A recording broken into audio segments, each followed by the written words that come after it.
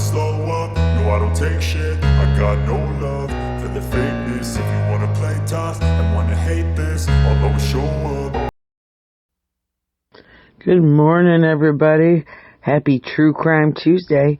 I'm Cutsy, and welcome to my channel. So today I don't have a lot. There's not any updates on the Lilly and Jack Sullivan case as of yet. This is out of Canada, so we really aren't going to get even close to the details probably that we would normally get on a case, out of the United States. Everything that I've read, the Royal Canadian Mounted Police are very, very serious. They hold things very close to the vest, so again, we're probably not going to know a lot if we hear anything else.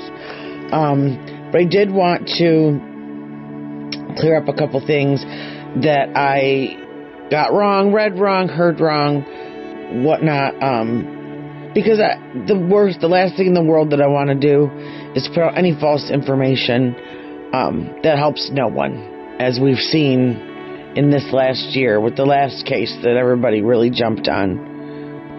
And that case, as many of you know, was the case of Sebastian Rogers, and starting to see some of the same dishonest characters entering the stage, and that really makes me sad for these two little kids, because the last thing in the world that they need is the absolute circus to be made that was made of the Sebastian Rogers case by a certain set of people who really only care about money, and they know that the more dramatic and the more disgusting the stories and the rumors are, the more money they make for clicks and views.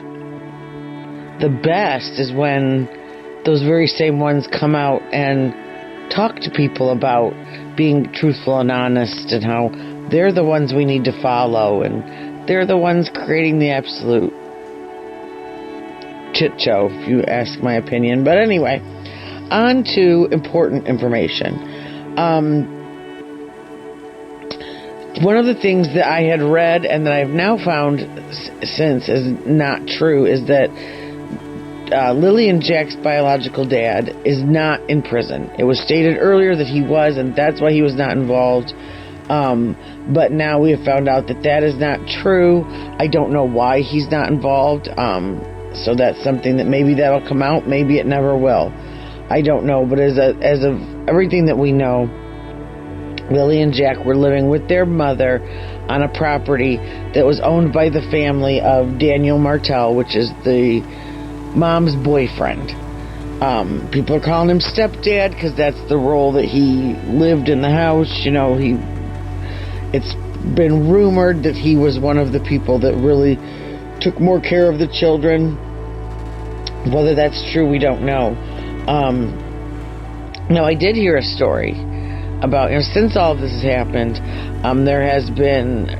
it was told that there was a fight between the families on the property that the children went missing from, and that the mother of Daniel kicked everybody, said that she had to kick people off the property. And since then, the mother of the children has gone to live with her mother or somewhere in a different province, but still close by. And Daniel has said that he went to CPS to see if he could see his daughter, which is the 16-month-old, and he was told no. Now that's all kind of confusing to me, because we haven't heard that the baby has been taken from the mother or anything like that. So what I'm wondering is maybe he went there. He can't get a hold of the mother. We know that she's had her Facebook up and activated and deactivated a couple of times. Why that is, I don't know. She made sure she went on to change her Facebook status to single.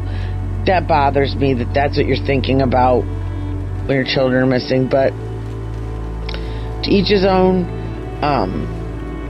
But that maybe he went there to see if they could help him see this child. And I don't know that if there's not any kind of custody order or anything like that in place, that they could have helped him. So maybe that's what the no came from. Maybe it wasn't that they're keeping these people from their child.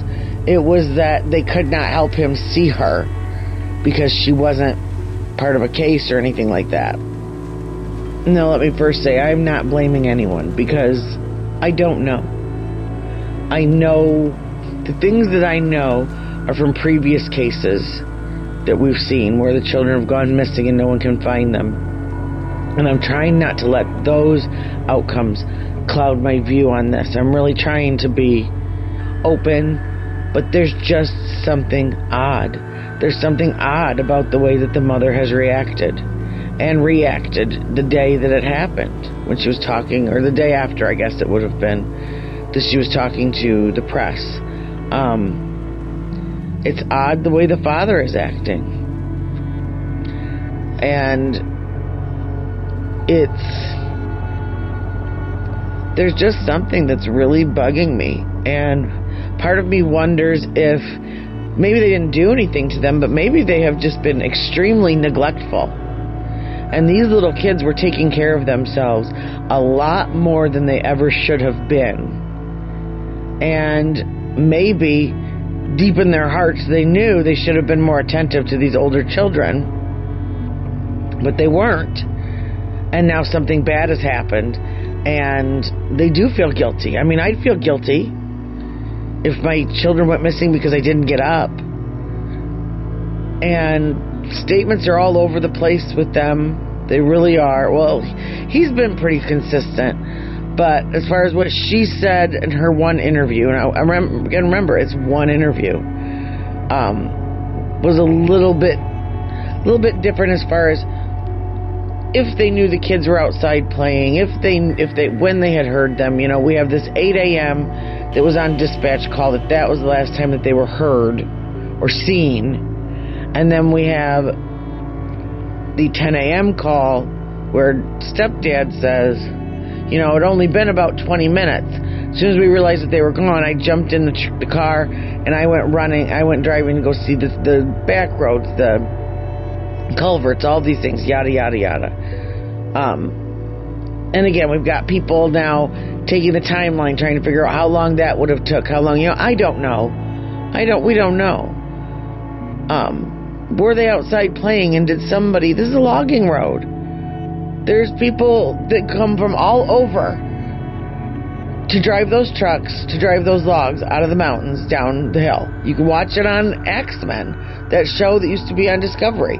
They show you, these guys come from all over. They could have been standing out there thinking that they were waiting for the bus, and somebody said, hey, I'll take you. And Mom has said how friendly they are, and they'll talk to anybody. And I mean, think about that. Or maybe they went walking down the road and someone picked them up. Maybe something worse has happened to them. You know, we talked about Sebastian. People say, you know, him just leaving. He was 15. These are little, small children. But if they were neglected and had to take care of themselves a lot, which might be the case, I'm not saying it is, but it might be, then they might be a little tougher than the average 4- and 6-year-old. And, you know, maybe they did go off somewhere. We just don't know.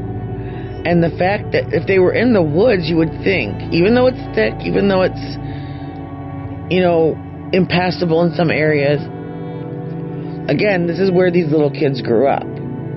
And I know I grew up in the country, and when some of my cousins and things from the city would come into town, they would just think these woods and these trees are just ominous to them. But to me, I knew exactly where that path was that led me to the other side of the river. I knew exactly where this and that were. I knew exactly where the rope swing was, because I grew up there.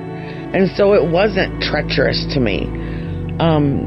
That could very, very likely be the case. So, I don't know, we're on, was it day 11 or 12? That's scary to me. We don't know what the mother's state is right now because we haven't seen her. I just, myself,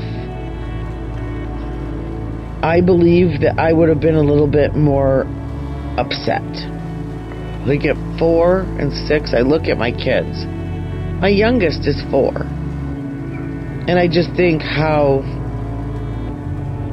I would have been I think I would have been out of control. Just beside myself, trying to figure out where they were. I don't know that I would even think of having time to talk to the press or to... She seemed to me to be very meticulous about what she was saying to the press and what she wanted her statements to be. And that just kind of... It just kind of rubbed me wrong. And like I said, it's not because I think that she necessarily did anything. But I'm wondering if what we're seeing now are parents that...